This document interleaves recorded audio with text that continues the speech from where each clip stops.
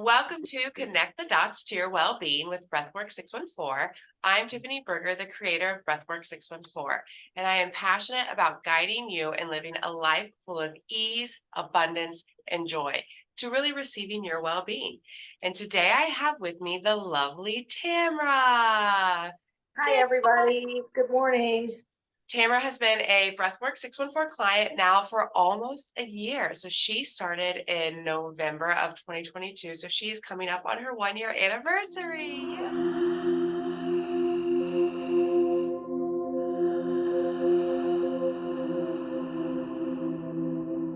So Tamara, I will let you begin by introducing yourself, telling us just a little bit about yourself and what kind of prompted you to begin this breathwork journey, and maybe why you're around. Why have you stuck around for almost a year?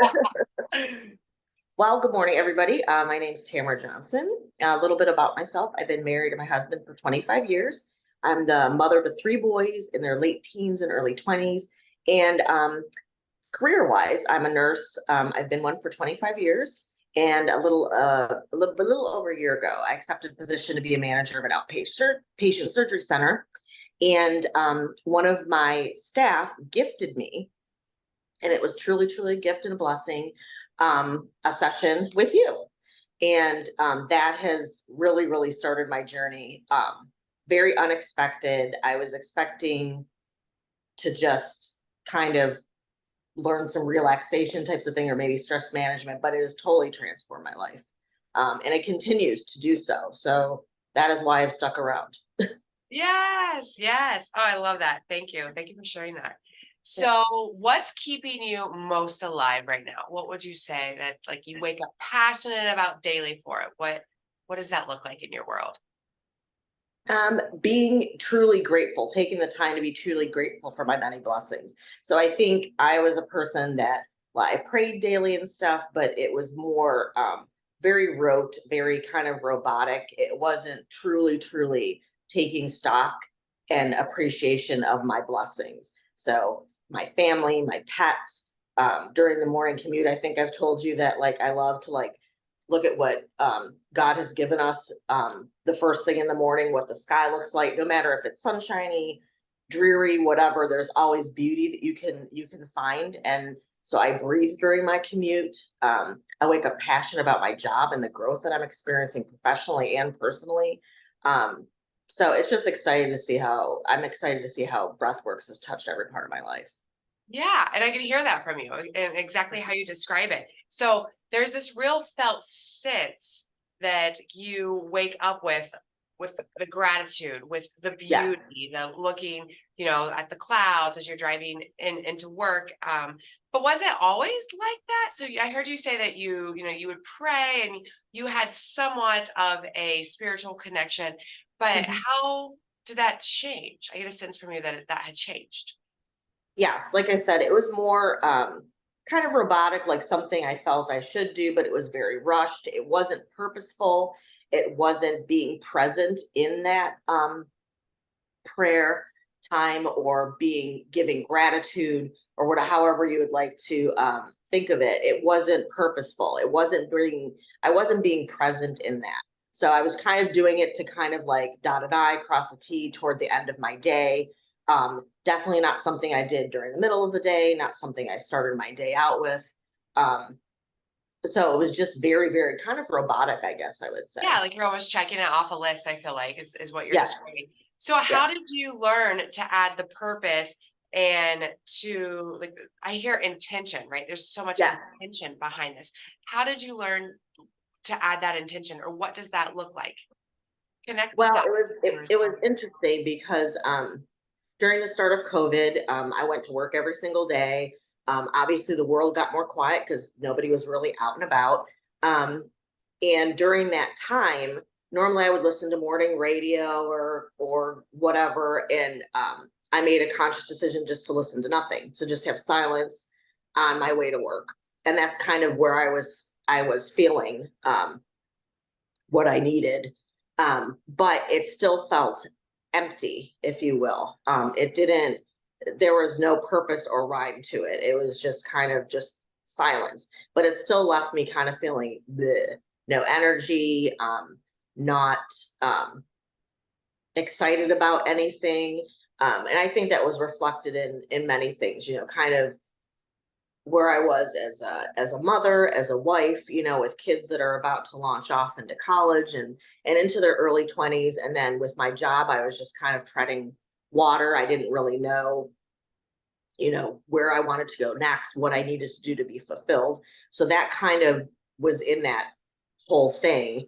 And then as I took on this new position, it was a big struggle. As I have said to you before, it was not a positive life in encouraging type of experience. So it was just very negative. I kind of consider it to be like just a big ball of sludge. Like that's what the department felt like.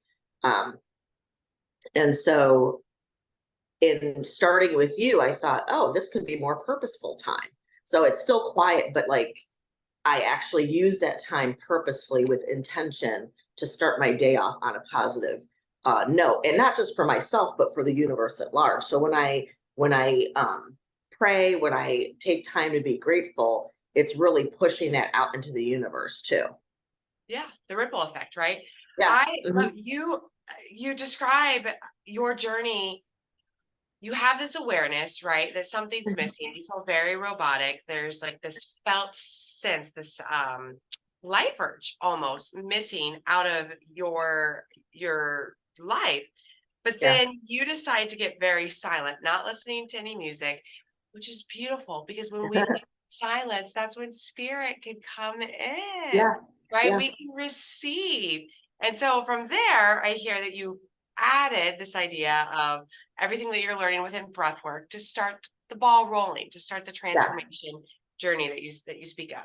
Well then let's get into it. Tell me, you spoke about work and how you were feeling at work. And you spoke a little bit about personally how your children are about to launch, kind of where you were when you began Mhm. your journey a year ago. But share a little bit more. Tell me techniques that you've experienced through your breathwork journey have been most profound for you. Yeah. So I guess the biggest things that have helped me are decreasing my limiting beliefs. So I basically had this, and through my work with you and with breath, I really discovered that I felt like I wasn't connected to anybody or anything. I thought it was Tamara all by herself. Tamara had to make people feel happy. Tamara had to do this. Tamara had to do that, and it really left me out of the equation entirely. It made it. It was a very lonely place to be. It was a very sad place to be. Um, I I just felt immense, heavy sadness, and it was something that I didn't even know I was sad until like my first couple of sessions with you, where I couldn't contain it anymore. It came out. Um, but with that release, and I think I needed to have that release, it really opened me up to be able to start down that journey and to be able to um, use the techniques and use the tools. So really the two guided tools, I think the part that kind of broke everything open, if you will, was the parts work that we did in the inner child work.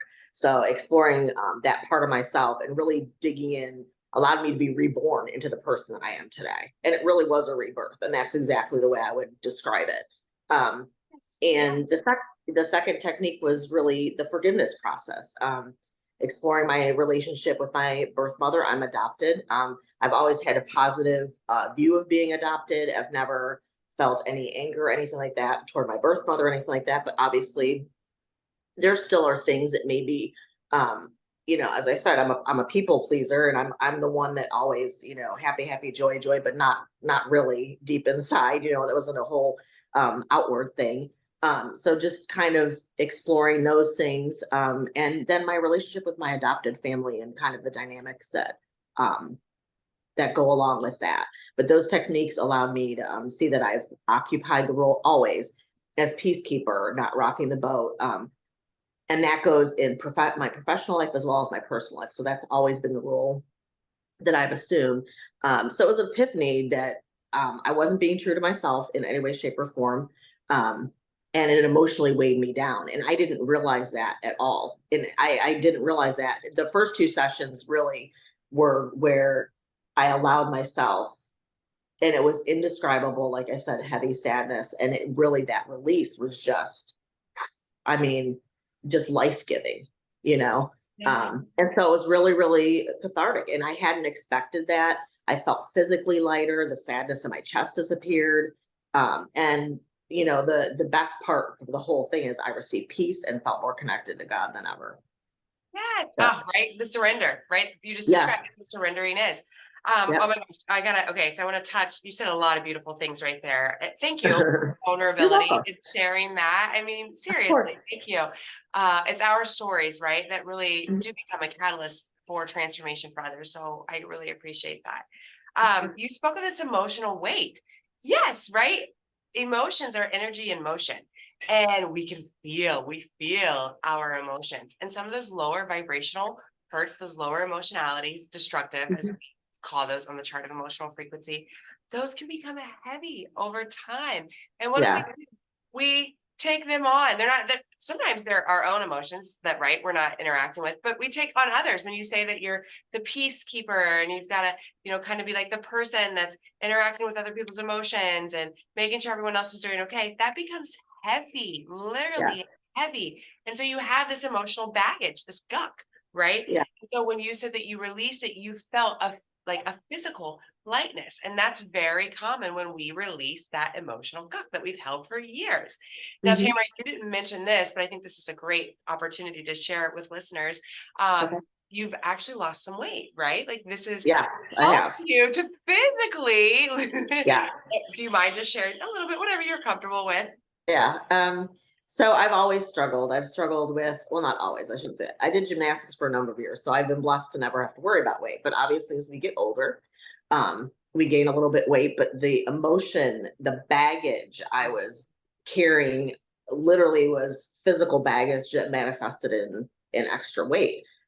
So as I've gone through this journey, and as more of my emotional release and more becoming in tune with spirit, with the universe, it has shed. So it's slowly but surely coming off, but it's just as you feel better physically, it just kind of melts away. So that's been fantastic. Yeah, yeah, and on a physiological level too, right? The way that Uh-huh. you're interacting with stress, you have maximized your tolerance to stress. So therefore, when you are experiencing stress, the things that used to trigger you or challenge you aren't as big of a deal anymore.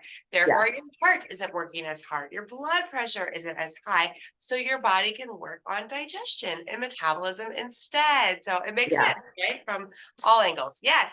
Thank you for sharing. Exactly. You're So welcome. you had also mentioned this idea of like it was a true rebirth. So the type of breath work that I offer with Breathwork 614 is called rebirthing breath work. And that is because we work to build a birth script. So I ask clients what time was like for them during time of conception. So when they were conceived, what was going on in their parents' realities? What was life like for you in the womb, in your mother's womb?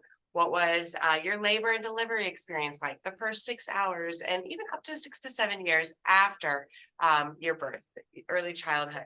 And so that is something that, we work together to build your birth script. And through that, you had shared that you were adopted. And Mhm. that's really where we started collecting some ideas about these beliefs that may not have served you. And so often we call these limiting beliefs. And with limiting beliefs, often comes coping mechanisms or programs, conditionings, patterns that we interact with that we may not have awareness of until we really start to look at it from a different lens. And so, such as one, you said the peacekeeper role, but within this, we really the whole point was to identify your personal lie, and that's Yeah. what you spoke of. Will you just share for viewers again what is your personal lie? Yeah. So my personal lie is that I'm not connected to the world. I have no connection whatsoever. And why do you think, Tamara, how could you share this if you have no connection with the world? That's your personal lie. How does that fit your birth script? what you experienced coming into this world? So really, I have no connection to like true biological family. So no connection to my birth mother, no connection to my birth father, and then obviously the family that connects to them. Um, and it's something again through working through a birth script. I didn't even wasn't aware that I was even carrying that around. You know, I think a lot of these things are very subconscious, and they're pushed inside, and you have no idea the things that you're holding on to that really do limit every facet of your life.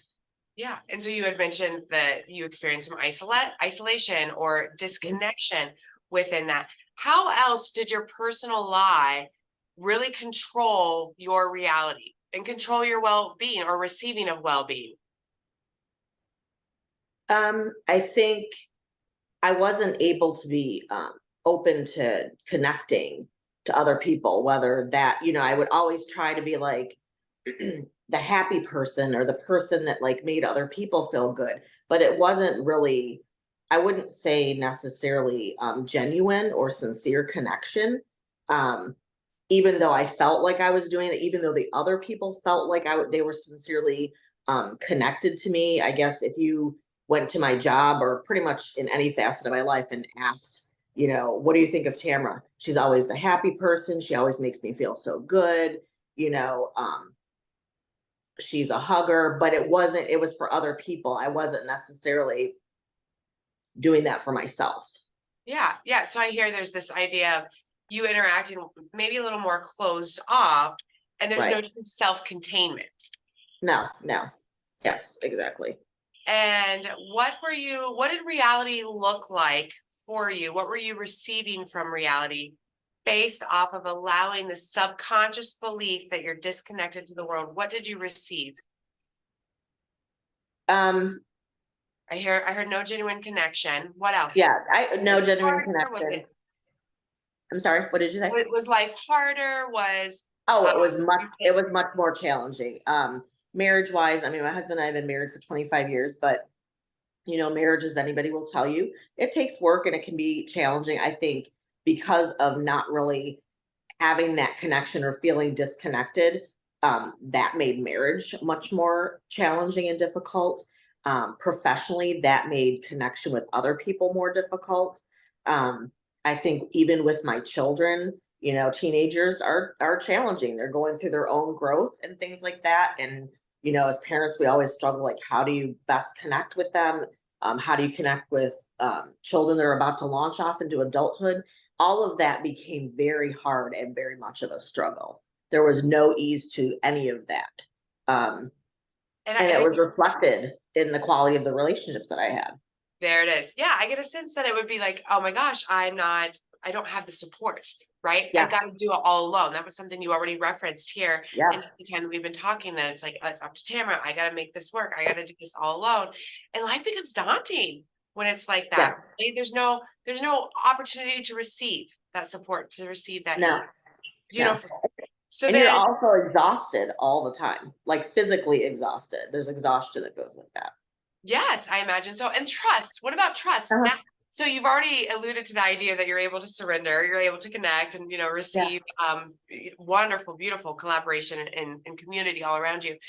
But I'm gonna guess if you'll just explicitly share, there was probably no surrendering, no level of trust. No, none whatsoever. Always feeling like it was up to me, whether I really knew that, you know, consciously or not. I didn't have trust in anybody to like support me in anything, you know, and truly at the end of that, you're not really trusting God or spirit to do that for you. I mean, that's a lack of trust of the person that really guides your life and is responsible for everything, you know. Yeah, So yes. And I didn't mention this at the beginning of our podcast on this episode, but I know I've mentioned it on previous episodes. To Breathwork 614, well-being encompasses our physical state of being, so our physical body. It encompasses our emotional state of being, the emotions that we experience. It also encompasses our mental state of being, so our thoughts, and then as well as our spiritual state of being. So a lot of times when I am interviewing clients and other people who are willing to share their story, you can't just talk about one state of being. All these spiritual practices are infused throughout all states of our being. And it's beautiful because we are a whole being person, right? Like we Yeah. have to have this whole being approach to transformation. And that's really what leads to that lasting, eternal transformation that you are experiencing. Yes. So we've talked about the personal lie and where that came from and how you previously interacted with it. Let's talk about this intermittent transition period where you're approaching on really living out your eternal law.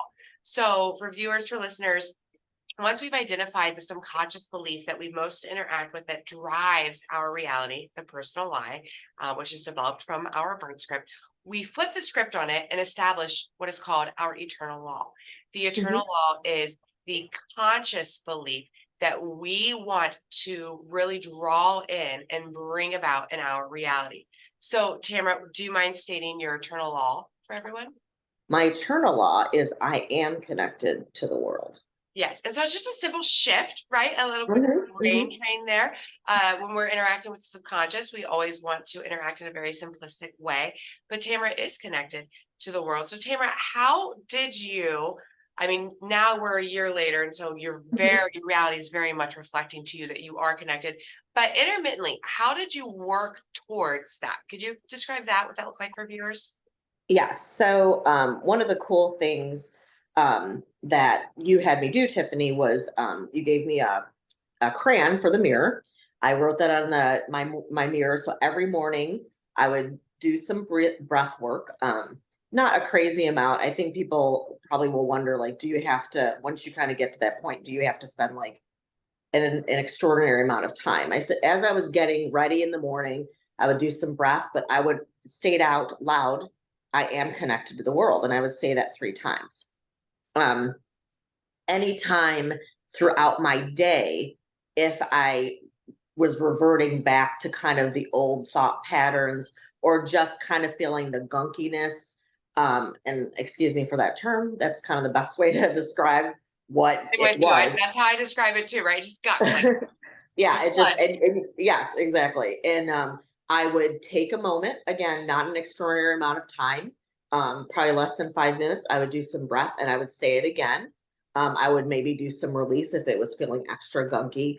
But that truly, truly helped me, not only in my personal life, but as I alluded to at the position that I took on, it was really, really a very, very, professional term, bad culture, but it was really negative.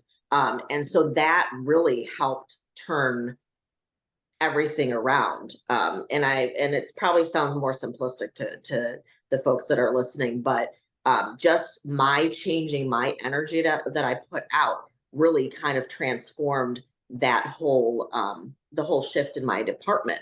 And so what I found very, very interesting was the more positive vibrations and energy I pushed out, those that really were drawn to that stayed and altered their behaviors or their intentions, or I was able to attract people to the positions that were of a positive mindset. And then those that were more negative feeling basically took to the shadows and then would leave. They were very, very repelled by that type of thing. And then thus in my personal life, it allowed me to, if I in normal situations, my youngest son, I can't remember, he wanted to go back to school and it was going to kind of delay things. And normally I would have reacted in a very non-productive way. And, just changing the way my interactions that are allowed us to have like a better entry, like to him going back to school and things like that. So it was little tiny things, but really end up being a huge a huge shift, Yeah. just saying those words. So we describe in the breathwork world, so we're working with energy. Our breath is energy. When we are inhaling, we are taking in life force, we're taking in energy. And that's why as you grow your breathwork practice, or maybe you've done some breathwork and you took a pause and you re-enter into your practice, you feel tingles, right? You feel tingles in your fingers, your Yeah. feet. And then sometimes those tingles feel a little bit stronger, like vibrations, because that's energy. You're literally feeling that Mhm. life force flood through your body.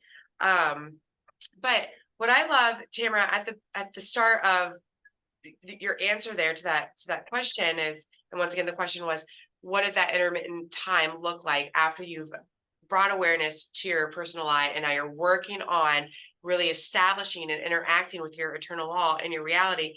You said that you started your day with breath work, and you said it didn't have to be a crazy amount of time. I really love that you shared that for listeners, because it does it like 10 to 20 cycles, really, Mhm. you just consciously interacting with your breath. And that's so important because our body, our whole being has lived through experiences. It's not just the mind that lives through an experience. It's not just the body or, your emotions. It's the whole being approach once again. And so by you interacting with your breath, reading your eternal law in the mirror or stating that out loud, you're getting the whole being on board so that you're setting your day up with an intention. And that's beautiful because then you even said, as I went throughout the day and I observed, that maybe my personal lie was starting to creep back in, or, I had this limiting belief. Oh, it's built into the body because this conscious belief is built into the body. I can draw on it again right when I Yeah. need it. And from there, our brain is beautiful. We have this neuroplasticity. So because we can change, right? Like in the moment, Mhm. you're able to go back and rely on your eternal law and then go back to breath because you've already imprinted into the body. So high five. Yes. Kudos to you. Yes, yes, yes. Um, and so then also, Tamara, you spoke of uh, when you were working to transition, your coworkers and really get on board with this idea of like this growth mindset culture. Honestly, Yeah. that's what you have built within your practice there is this idea of co-nourishing, right? So Mhm. when you're breathing in a specific way and you're really pouring in this positivity within yourself and really being intentional about the thoughts you choose to interact with, you're raising your energetic vibration. You're raising your emotionality. And so that can be felt. We can feel others' vibe, right? We say this all the Yeah. time. I feel someone's vibe. I walk into the room, I can tell they're a little off, or maybe they're receptive, or maybe, they're not. But look at like Yeah. quantum leaps. Like your energy allowed you to make quantum leaps. And that's beautiful because when we can let our energy do the hard work for us, Yes. oh, that sets us up for ease, doesn't it? Yeah. Yes, it Yeah. does. Yeah. And Once that ball got rolling, it was yeah. much easier. And really, my energy did the work. I didn't have to do tons of it. Well, and then I you have just, the law of attraction on your side, yeah. right? Yes, Because now exactly. whatever you're vibrating, the positivity, the creative emotionality that you're vibrating out, others are attracting to it. And you get the Yeah. ball rolling and you get more and you get more. It gets better and it gets better. I love it. Yeah. Ah, Exactly. yes, yes, yes.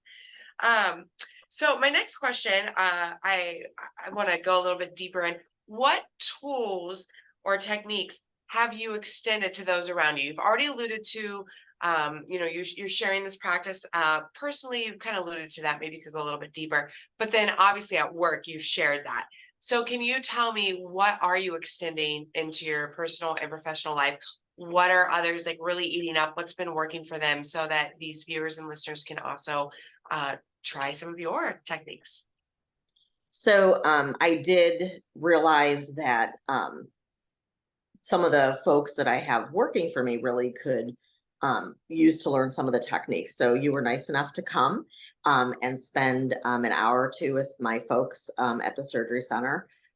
We made a meditation or mindfulness room for the folks. So that way, if they're feeling stressed, they can utilize some of those techniques. It's a closed little small office.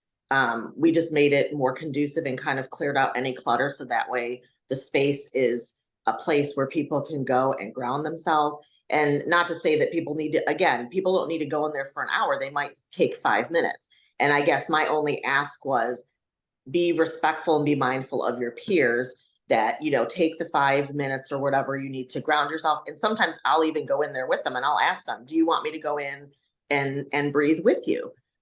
Which sometimes they say yes and sometimes they don't need that, but it's offered them a safe space to really ground themselves, breathe, get themselves in a better mindset to go out and care for patients. My oldest son is having time with you, Tiffany, and that has really been a great journey for him. He suffered from depression and anxiety. He was self-medicating with alcohol. And so he started his journey through AA. So kind of pairing those two things together with breathworks and AA has been really transformative for him. Now when he's, stressed as opposed to drinking, he will go and he'll ground. So that has been a great technique for him to utilize. And so that has been just amazing to watch that. Yeah, But it's one of those, go ahead. I hear that you are offering so many opportunities for self-regulation. Mhm. Right? Our world is so fast paced. I always say, so go, go, go, so do, do, Yeah. do. And when we live in that pattern, we don't even have an opportunity to really assess how we're feeling. Yes. Right. And so Mhm. when you just offer that opportunity, give that space for self-regulation. Wow. It sounds so Yeah. simplistic, but Right. it's like tenfold in what you get Yeah. out of it. Right. Yeah. And Tamara, this is beautiful too, because I have to connect the dots for those listening in here. But look at this. So your personal life, not connected to the world. You've worked to transform that. You have an eternal law. I am connected to the world.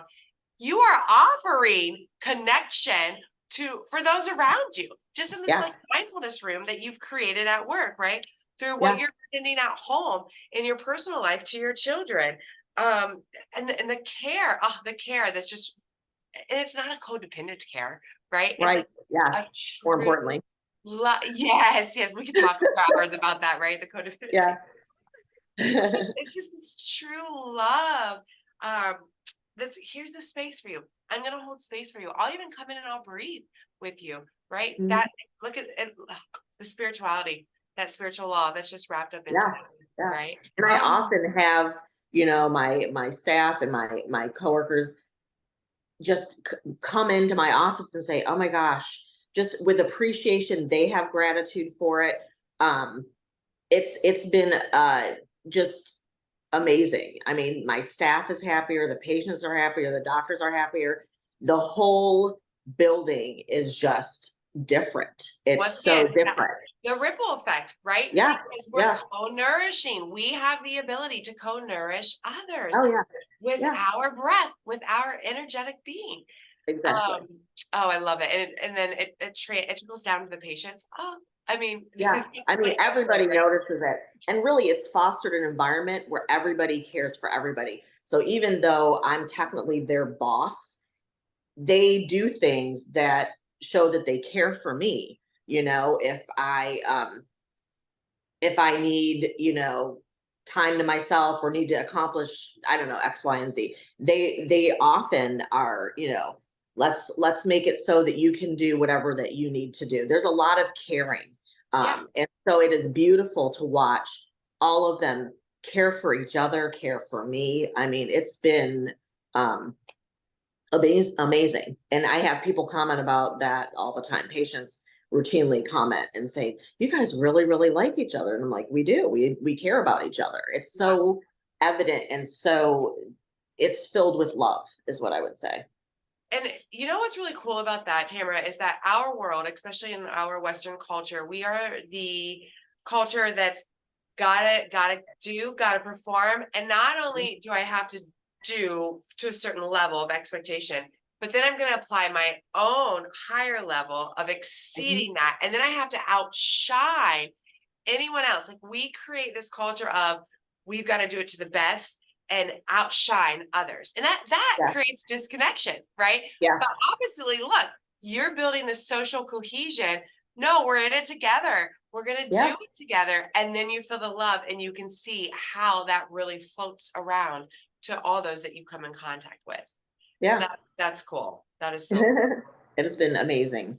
So you just alluded to your oldest son and a little bit about his journey.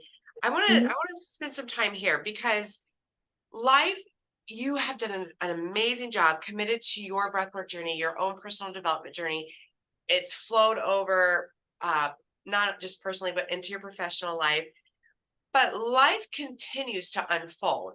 And just as Yeah. life continues to unfold, there are going to be some things that we don't expect, right? Yeah. Mhm. And that can leave us sometimes feeling a little off kilter. So, Mhm. what do you do? What have you found to be really grounding to you as life unfolds? Maybe in particular to your oldest journey. How do you remain grounded? How do you continue to interact and receive life in such an uplifting way when there might be some things that just leave you like the rug has been pulled out from under your feet? Like how, I always go back to the base of starting to breathe when I feel that. So I guess I want people to understand it doesn't stop stress from being in your life. It doesn't stop things from occurring. It's just how you react to that. How do you handle moments, because life is never going to be perfect, which is fine, but how do I approach those things? So basically what I do is I realize that there are going to be stressful moments. I realize life is not going to be perfect, and I'm not striving for perfection. I'm just basically responsible for myself. So that's really where I live. I'm responsible for myself, and that's what I focus on. Am I being the best version of me that I can be in that moment? So I always, always, always go back to grounding myself. And I do that for everything. So um, I can't remember. Oh, it was, my husband was having a lot of issues with health things in his family. His mom has dementia. And so, because he gets amped up, it kind of like filters into other things. So sometimes it's trying to get me amped up, and so I have to very consciously, so I can be supportive of him, but also take care of myself.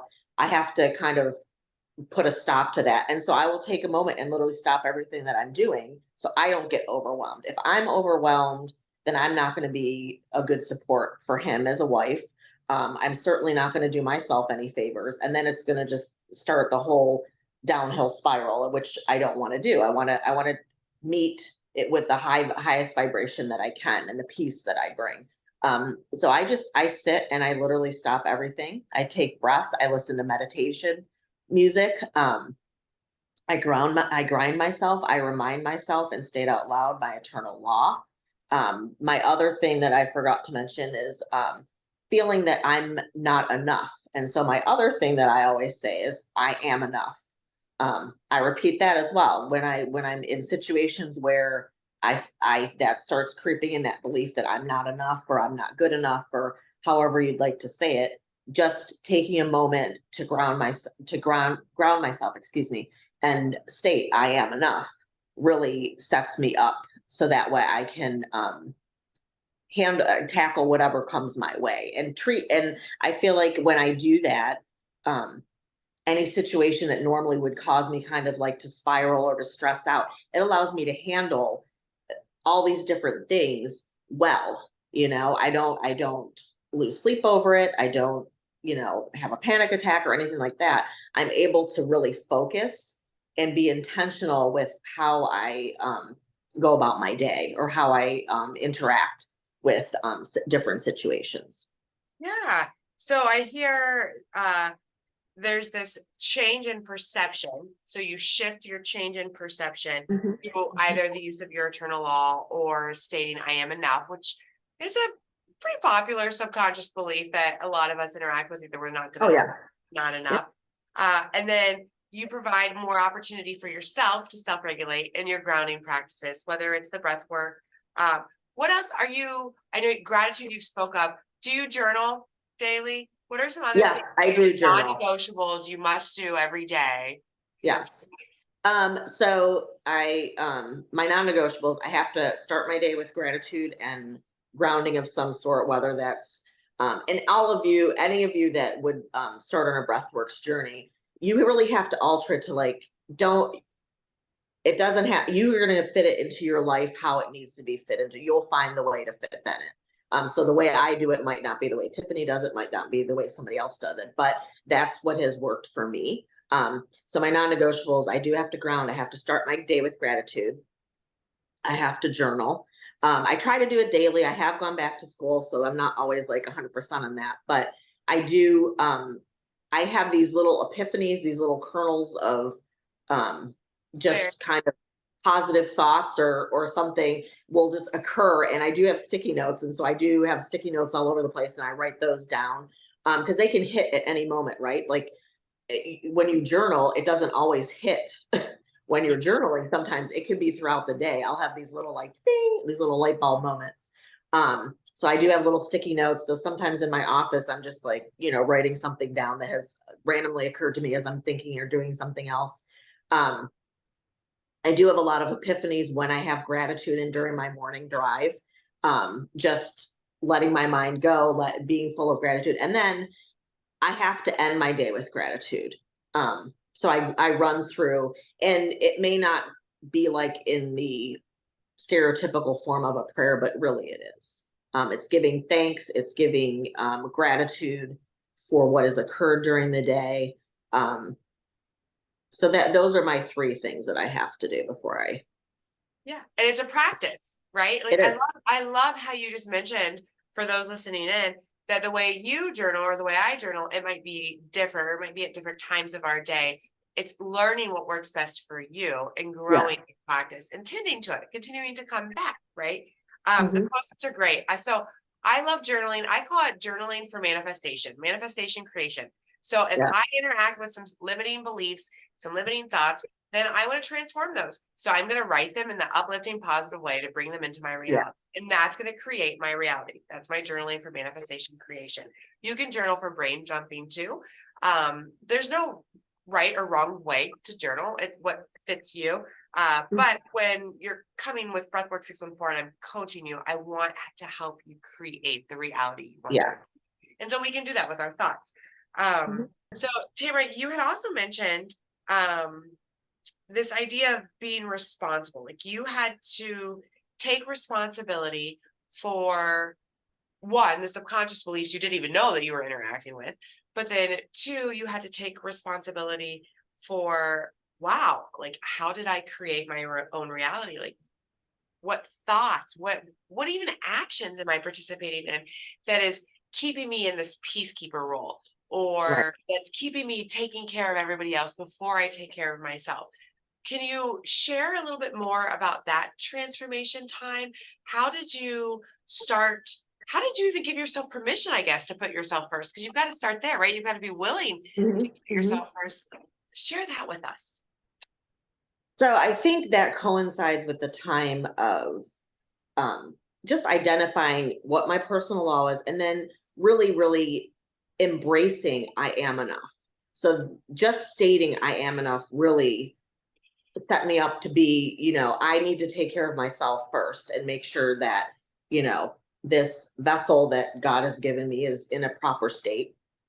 Um, but I was horrible at taking care of myself. I mean, every now and again I would get a massage or do something, but I always made sure other people were happy or other people were taken care of. So I didn't really do any self-care, truthfully. I was horrible about that.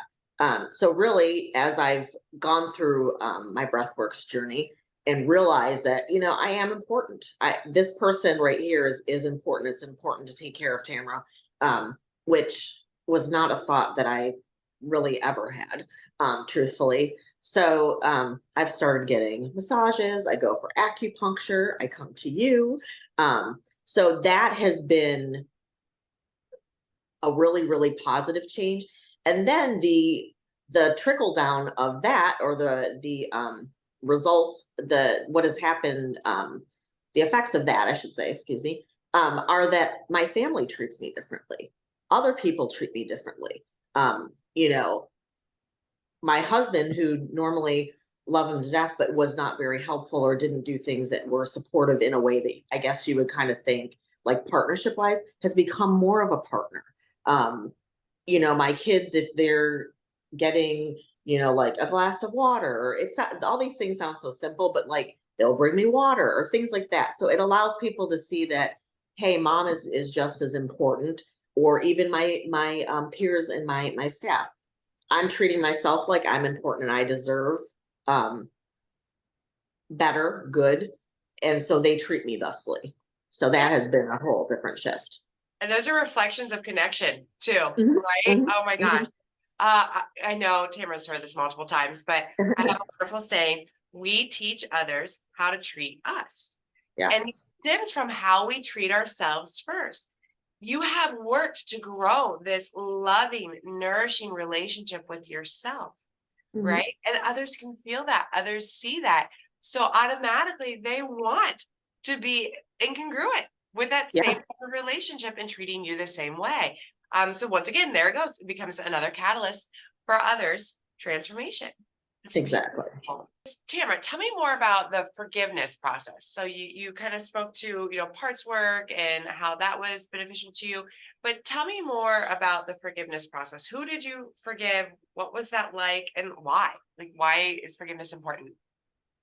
So the forgiveness portion was really toward forgiving my birth mother. And again, that was very, very kind of strange because I have a positive view of being adopted. I have no animosity toward my birth mother, but just forgiving her for having to make that decision, I guess.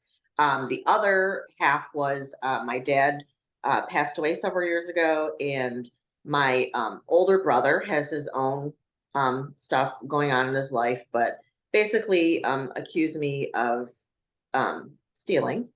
And I did not react well to that. I did not handle that well. And so the interaction really caused more stress. It wasn't the way I wanted to be supportive of my mom during that very difficult time.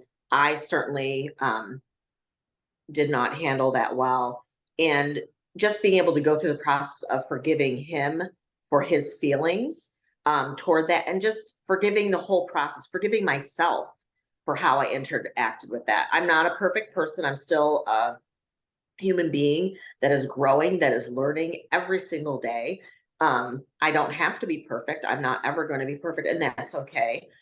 Just being the best version of myself. So, just that whole forgiveness is forgiving not only other people, but yourself for whatever you deem as shortcomings, which shortcomings sounds negative. So, I don't want to say that, but just being able to forgive yourself and allowing yourself to be a human being, to not be a perfect person, um, and knowing that that's okay, you know?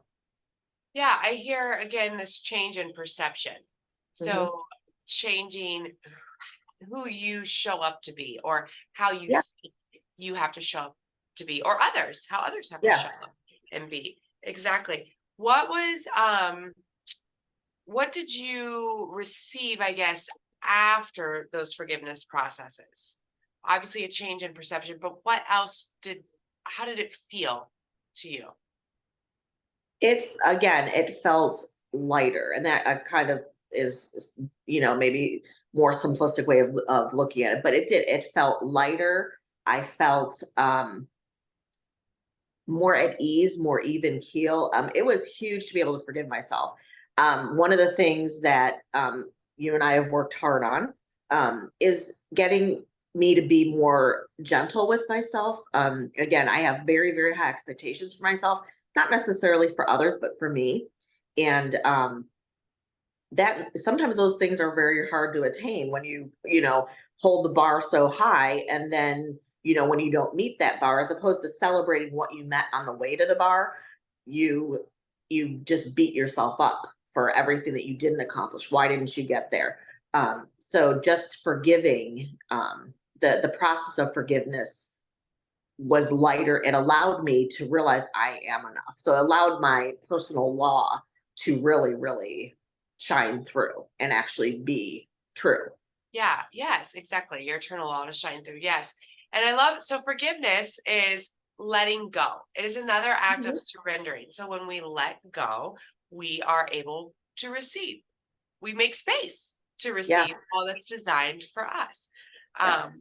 So yeah, and I recommend all of my clients to read It's called The Other F Word, and it's by Juliana Erickson. She was my mentor, who I received certification through. So shout out to her. Maybe one day I'll get her on the podcast.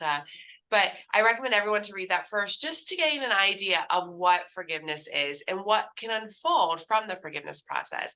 And then from there, that's when, I guide clients on a 7 to 9 day forgiveness process.